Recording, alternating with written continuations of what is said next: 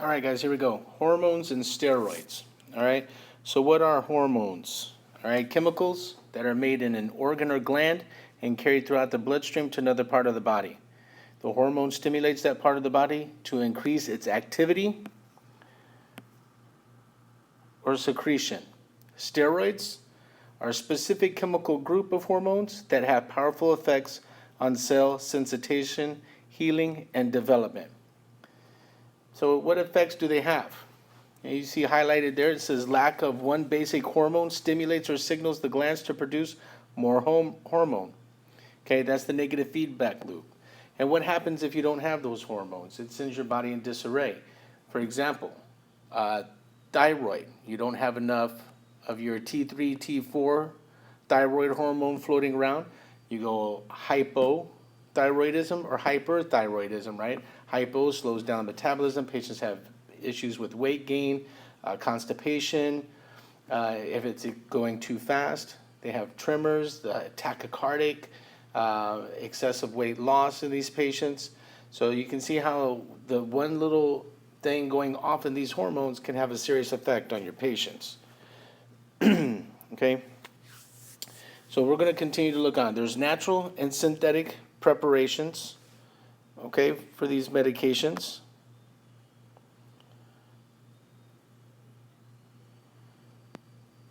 Okay?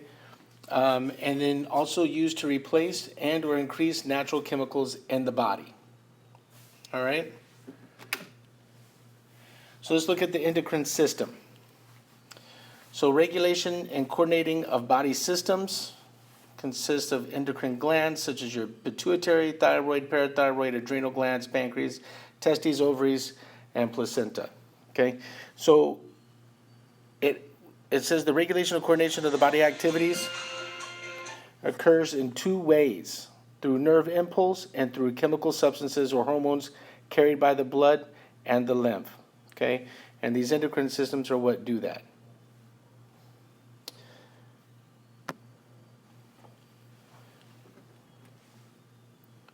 All right, so let's look at some of our medications here. Anti-diabetic drugs.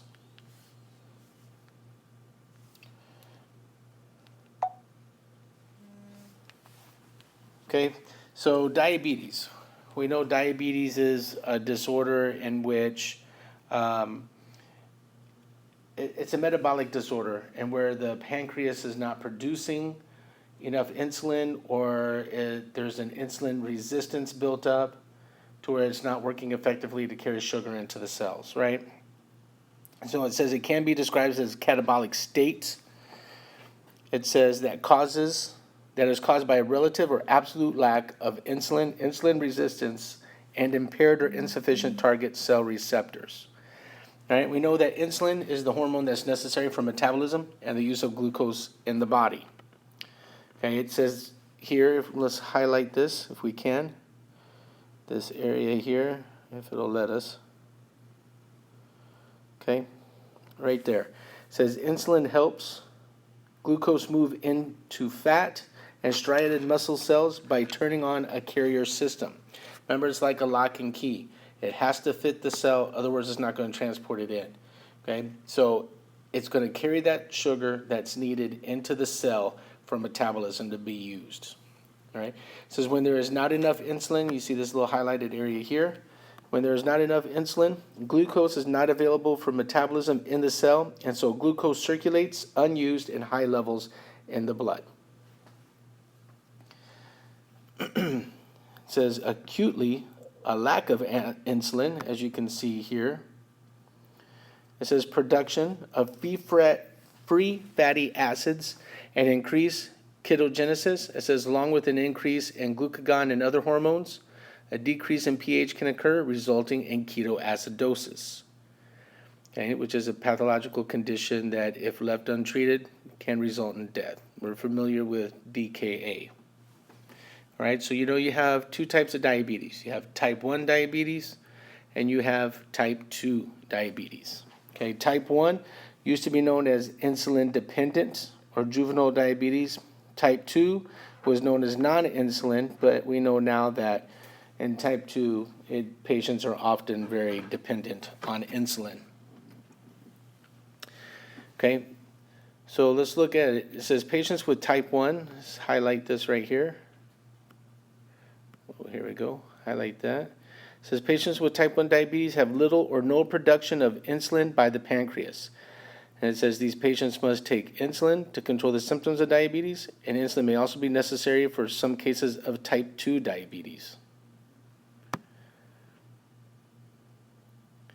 All right, so it says insulin replacement, diabetic agents used along with diet, exercise, and lifestyle changes are what's needed to control blood glucose levels. Remember, we talked about this before, guys. It has to be a lifestyle change. It's the triad. You have to have diet, exercise, and the medication. The medication alone is not going to correct it. The people continue to live the kind of lifestyle to where they just think they can eat whatever and not exercise and do anything. The diabetes is going to catch up to them in the end.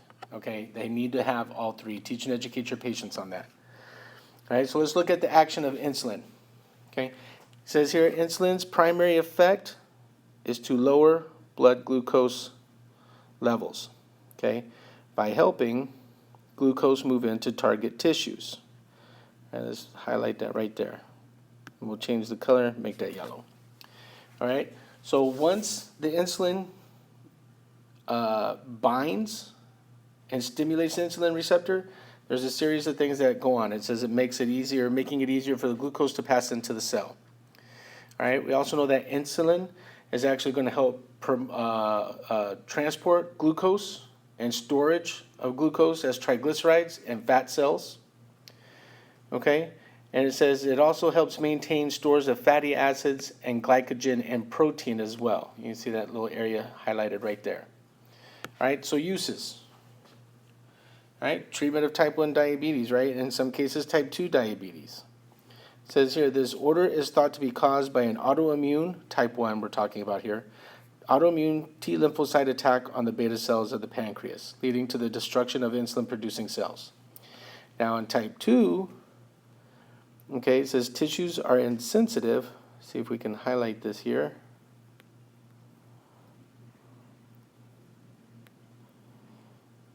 There we go.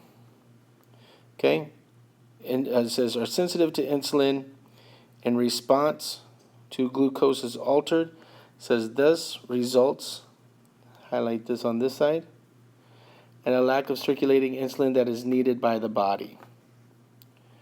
And we'll kind of end it right there. Well, I didn't want to quite end right there. Close enough. So it says unlike type 1 diabetes, ketosis is not likely to occur because some insulin is still present. Okay. It says diabetes control and complications trial, and the Komodo study clearly showed that intensively treated type 1 and 2 patients with diabetes had a delay in the onset and progression of diabetic complications. Okay, it says the best glucose control in type 1 diabetes can be reached with multiple insulin injections. Testing a blood sugar regularly allows appropriate dose of insulin to be given when it's needed. Okay, and then it talks about examples. Some patients have pumps that are programmed to release small doses of insulin. Okay, and then it says here, it says whether the patient should be started on insulin pump is based heavily upon the patient and its ability to manage the pump.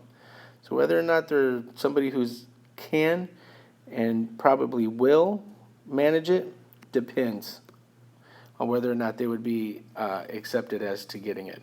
Okay.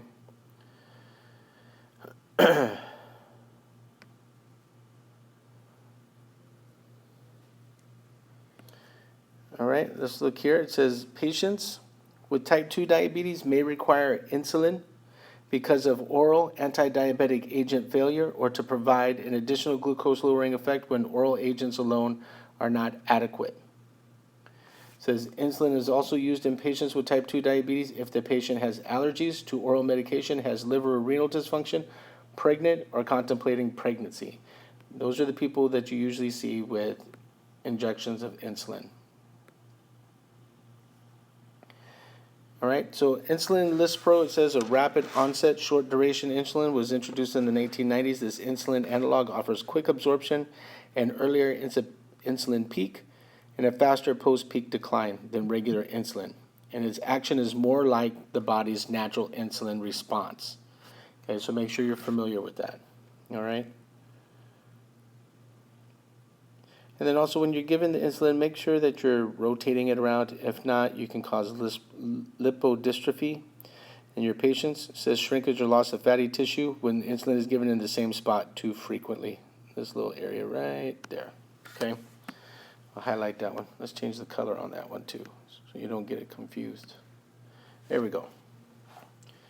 All right, so adverse reactions to insulin. Okay, most important adverse reaction, hypoglycemia. Okay, but you can also get the lipodystrophy.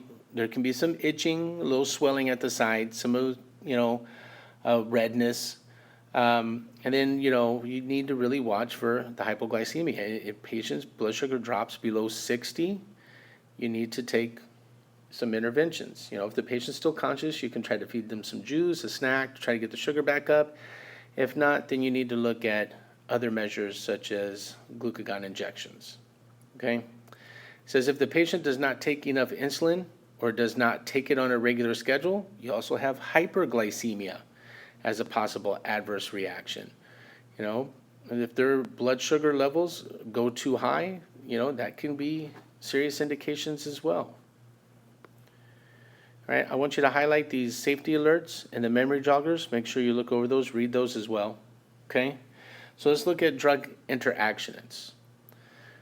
All right, it says insulin needs may be increased by insulin antagonists such as oral contraceptives, corticosteroids, epinephrine preparations used for thyroid hormone replacement therapy, thiazide diuretics, alcohol, other drugs, steroids can all have an effect. It says insulin promotes the movement of potassium into the cells and lowers serum potassium levels. Propranolol and other beta blockers can actually mask the signs and symptoms of hypoglycemia.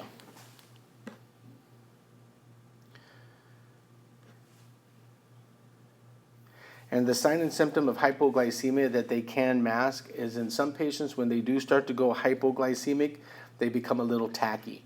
And if a patient is on those beta blockers are going to mask that effect of the patient going tachycardic, okay?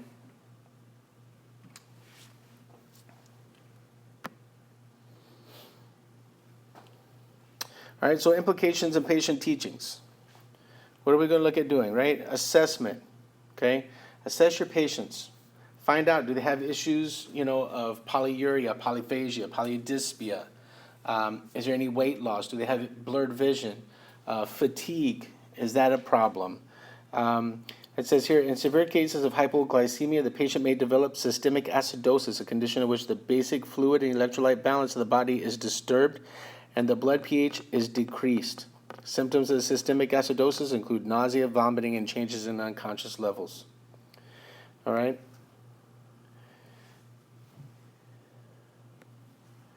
So in your planning, you're going to plan and you're going to have to teach and educate. The planning aspect is about how is the patient going to take it. If they're on oral diabetics, make sure they follow the instructions. They take it when it's supposed to. Drink with plenty of fluids. If they're going to get insulins, make sure that they know how to inject properly, how to properly draw up the medications. Now a lot of them have a little a pin that you can click and adjust and give the right dosage.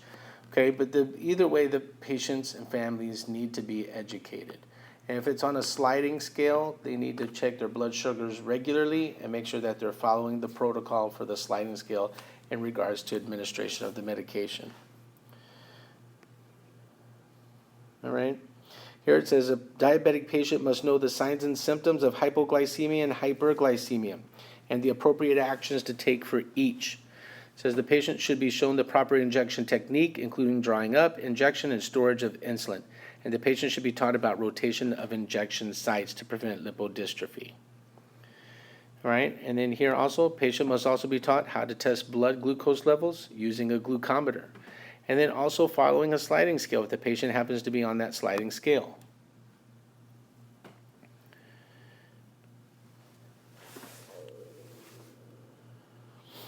It says, let's go back a little bit here.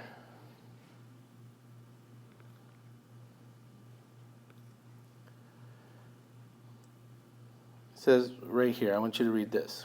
Individuals with cerebral vascular disease It says coronary disease, advanced